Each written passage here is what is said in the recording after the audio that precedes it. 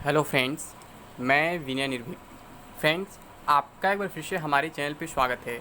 तो फ्रेंड्स, आप लोग बहुत दिनों से आर ओ एग्ज़ाम डेट और प्रिपरेशन स्ट्रेटजी पर वीडियो बनाने की डिमांड कर रहे थे, बट मैं नहीं बना पा रहा था। तो फ्रेंड्स, आज मैं आप लोग के लिए वीडियो लेकर के आ गया हूँ और आप लोग का सबसे बड़ा सवाल ये है कि क्या 16 अक्टूबर को एग्ज़ाम होगा आर ओ का या फिर केवल आर ओ का। ठीक है, आप लोग ये डिमांड कर रहे हैं, मतलब पूछ रहे हैं कि क्या ये सही न्यूज़ है कि गलत न्यूज़ है। और अभी तो हमारी तैयारी बिल्कुल नहीं हुई है, कट ऑफ भी हाई जाता है, तो अगर 16 को एग्ज़ाम होगा तो हम कैसे करेंगे।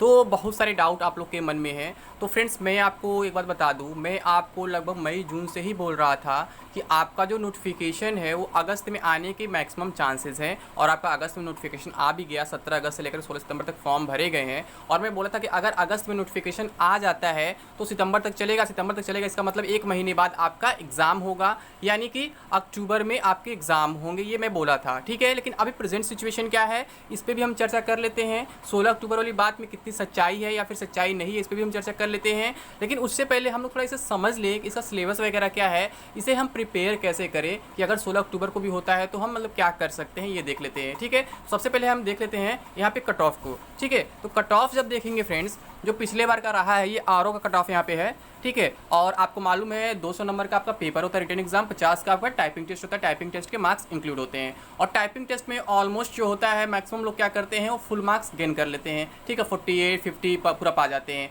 जो भी मतलब आपका कंपटीशन होता है रिटन एग्जाम में होता है, टाइपिंग में खासा कंपटीशन नहीं होता है। ये एक ऐसा एग्जाम है जहाँ पे टाइपिंग के मार्क्स इंक्लूड किए जाते हैं और यहाँ पे लगभग सभी लोग फुल पा जाते हैं। तो आपको क्या है, रिटन पे फोकस करना पड़ेगा। अभी मैं सिलेबस पे भी चर्चा करूंगा, प्रिपरेशन स्ट्रेटजी भी चर्चा करूंगा, कैसे आपको प्रिपरेशन करना है। फिर मैं बताऊंगा आपका एग्जाम कब से होने वाला है, 16 अक्टूबर से होने वाला है या फिर नहीं होने वाला, 16 अक्टूबर को होने वाला है फिर नहीं होने वाला। वैसे इस बार आपका एग्जाम जो है ऑनलाइन है, आपको मालूम है। ठीक है, तो मैं बताता हूँ क्या क्या करना होगा। एक कैटेगरी देख लेते हैं, कैटेगरी कट ऑफ। तो अन जो कट ऑफ जो था फ्रेंड्स 250 में से, यानी 200 रिटन और 50 आपका वो टाइपिंग, तो ये था आपका 212.70, ओबीसी का था 207.30, एससी का था 198.40, एसटी का था 200.40, स्पोर्ट्स पर्सन का था 205, डीएफएफ का था 196.80, पीएच का था 194.90, ईएसएम का था 197.50, वुमेन का था 205.80। तो कट ऑफ देख रहे हैं फ्रेंड्स आप लोग, कितना हाई कट ऑफ गया है, 80% से भी एवब कट ऑफ गया। आप अंदाजा लगा सकते हैं कितना हाई कट ऑफ इसका रहता है। ठीक है, आगे क्या है देख लेते हैं।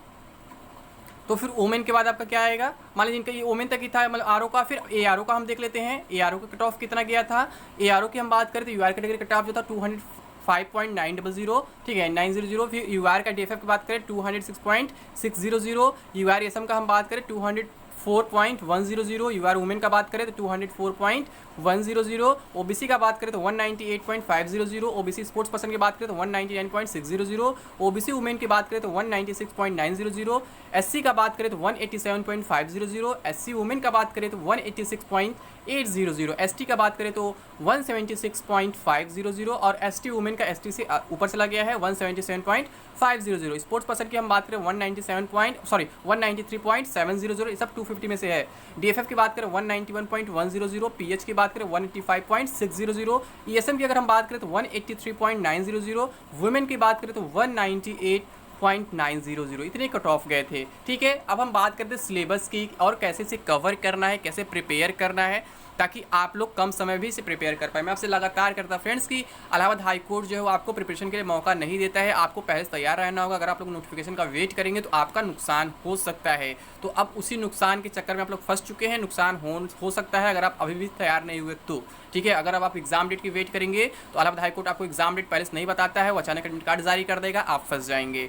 ठीक है, तो देखो इसमें क्या क्या मेजर सब्जेक्ट से पहले देख लेते हैं।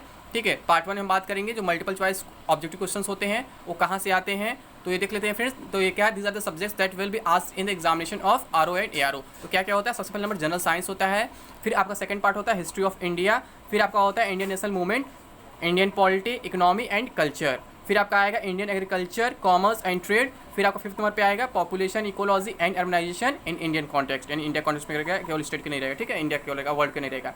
फिर 6th नंबर पे क्या है, world geography and resources of India. 7th number पे current national and international important events. ठीक है, फिर 8 नंबर पे क्या है, जनरल एप्टीट्यूड यानी जनरल इंटेलिजेंस, यानी कि आपका क्या होगा वहाँ पे रीजनिंग की बात की जा रही है। फिर 9th नंबर पे क्या है, special knowledge regarding education, culture, agriculture, industry, trade, living and social traditions of Uttar Pradesh.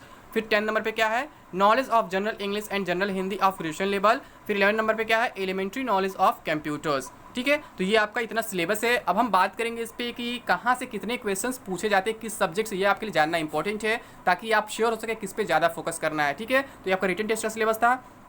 फिर आपको जो पार्ट सेकंड है कंप्यूटर नॉलेज टेस्ट होने वाला है। ये क्या होगा यहाँ पे, तो a candidate shall be provided a text in English of approximately 500 words on a computer which he she shall be required to reproduce on the computer in the same format. उसको टाइप करना होता है computer पे। ठीक है, तो ये आपका कंप्यूटर नॉलेज टेस्ट हो गया, जो आपका कंप्यूटर टाइपिंग होगा। और आगे क्या देखते हैं, इनके कितने कितने क्वेश्चन पूछे जाते हैं, मतलब पिछली बार कितने पूछे गए थे।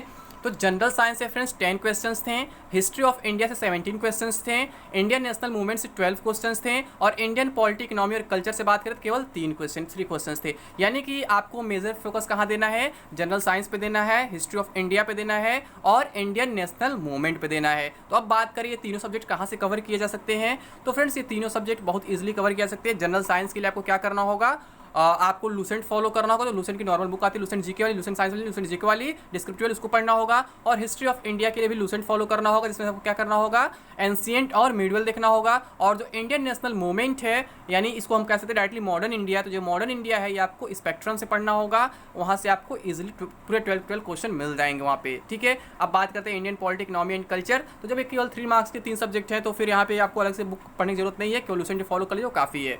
फिर बात करते हैं Indian agriculture, commerce and trade. तो इसका कोई खास बुक नहीं मिलता है, बट आप देख सकते हैं वो, मतलब उसी में लूसेंट में मिल जाएगा, इकोनॉमी वाले पार्ट में तो इतना मिल जाएगा। अब अगर हम बात करें पॉपुलेशन, इकोलॉजी, अर्बनाइजेशन का, तो इसका भी कोई खास बुक नहीं होता है, ये केवल आप प्रीवियस ईयर से कर सकते हैं, ज़्यादा अच्छा रहेगा। बात करें फिर वर्ल्ड जियोग्राफी वगैरह की, तो यहाँ पे देख सकते हैं world geography and resources of India थी। इसके लिए आपको क्या करना होगा, इसके लिए भी लूसेंट आपके लिए बेस्ट है, बहुत ज़्यादा बुक पढ़ने की जरूरत नहीं है, सब कुछ वहीं से आपको मिल जाएंगे। फिर current national and international important events की बात हो रही है, यहाँ से 18 क्वेश्चन आ रहे हैं। आप देख रहे जियोग्राफी में 14 क्वेश्चन थे। ठीक है, तो आपका जो करंट इवेंट्स हैं वो 18 है। तो ये आप कोई मंथली आप मैगजीन ले सकते हैं या फिर एनुअल मैगजीन भी ले सकते हैं, क्योंकि मंथली पढ़ने का टाइम नहीं बचा है तो आप एनुअल ले सकते हैं। फिर जनरल एप्टीट्यूड या रीजनिंग केवल प्रैक्टिस करेंगे तो उससे क्लियर हो जाएगा, बाकी परेशानी की जरूरत नहीं है। और एप्टीट्यूड में केवल 12 क्वेश्चन है, रीजनिंग केवल 12 क्वेश्चन है। अब बात करें हम स्पेशल नॉलेज का regarding education, culture, agriculture, industry, trade, living, social, tradition of Uttar Pradesh, सब कुछ उत्तर प्रदेश के बारे में। तो इसमें 10 क्वेश्चन आते हैं। तो ये मतलब पिछले बार आए थे, तो ये कहाँ से कवर कर सकते हैं, आपको मालूम परीक्षा वाड़ी का यूपीजी का स्पेशल आता है। ठीक है, आप वहाँ से उसे कवर कर सकते हैं। फिर अगर हम बात करें जनरल, मतलब knowledge of general English and general Hindi of graduation level, तो ये टोटल 64 क्वेश्चन होते हैं। सबसे वेटेज इन्हीं दोनों का होता है, जिसमें से इंग्लिश के 50 क्वेश्चन रहते हैं और हिंदी के 14 क्वेश्चन रहते हैं। तो इसका मतलब दोनों मिलाकर 64 क्वेश्चन हो जाते हैं। इन दोनों कहाँ से कवर करेंगे, इन दोनों के लिए आपको एक्स्ट्रा प्रैक्टिस करने की जरूरत पड़ेगी। इसके लिए आप थोड़ा सा कुछ बुक वगैरह देख सकते हैं अपने अकॉर्डिंग। और ठीक है, वैसे आप पैरामाउंट का देख सकते हैं इंग्लिश की बुक, और हिंदी आप आदित्य का लिख सकते हैं, कोई भी देख सकते हैं। ठीक है, अब इसके बाद बात करें एलिमेंट्री नॉलेज ऑफ कंप्यूटर्स, इसके लिए आपको एक्स्ट्रा बुक की जरूरत नहीं है, आप थोड़ा सा लूसेंट देख सकते हो, उससे क्लियर हो जाएगा। टोटल आपके 200 क्वेश्चन हो जाते हैं 200 मार्क्स के। ये 136 लिखा है, इसमें क्या है 64 वाला ऐड नहीं किया गया। ठीक है, जिसको इग्नोर करिएगा, टोटल 200 क्वेश्चन की बात हो रही है। तो अब अगर हम बात करें फ्रेंड्स एग्जाम की, तो फ्रेंड्स जैसे मैं आपको पहले ही बताया था कि आपका एग्जाम जो है फॉर्म भराने जस्ट 1 महीने बाद हो जाएगा। तो जो 16 अक्टूबर की बात वायरल हो रही है उसके बारे में मैं अभी कुछ कंफर्म नहीं कह सकता हूँ कि वो सही है गलत है, लेकिन ये तो जरूर फिक्स है। मैं आपसे जो बोला था पहले भी कि आपका जो एग्जाम है मतलब कि अक्टूबर में होने में मैक्सिमम चांसेस है। तो प्रेजेंट सिचुएशन के अकॉर्डिंग कहा जा सकता है कि आपका एग्जाम जो है मिड अक्टूबर से लेकर मिड नवंबर के बीच कभी भी हो सकता है, यानी कि 16 अक्टूबर वाली बात भी सही साबित हो सकती है। इसलिए आपको अभी से प्रिपेयर रहना होगा, नहीं तो फिर आपके लिए प्रॉब्लम हो सकता है। आपके पास यही कह सकते हैं कि 1 महीने का समय बचा हुआ है, उससे अधिक हम नहीं कह सकते हैं अभी, क्योंकि एग्जाम ये ज़्यादा लेट नहीं होता है। आप हाईकोर्ट का पुराना ट्रेंड देखेंगे तो 1 महीने में एग्जाम करा ही देता है हर हाल में, जो मैं आपको पहले से बोलते आ रहा हूँ। तो आप 16 अक्टूबर वाली बात को सच माने या ना माने, लेकिन इतना मान सकते हैं कि जो आपके एग्जाम है वो 15 अक्टूबर से लेकर के 15 नवंबर के बीच में कभी भी हो सकते हैं। उम्मीद करता हूँ आपका ये डाउट क्लियर हो गया होगा कि अब कब एग्जाम है, कैसे प्रिपरेशन करना है, कट ऑफ की क्या मामला है। ठीक है, सब कुछ क्लियर हो गया होगा। तो अभी के लिए बस इतना ही। थैंक यू, जय हिंद, जय भारत।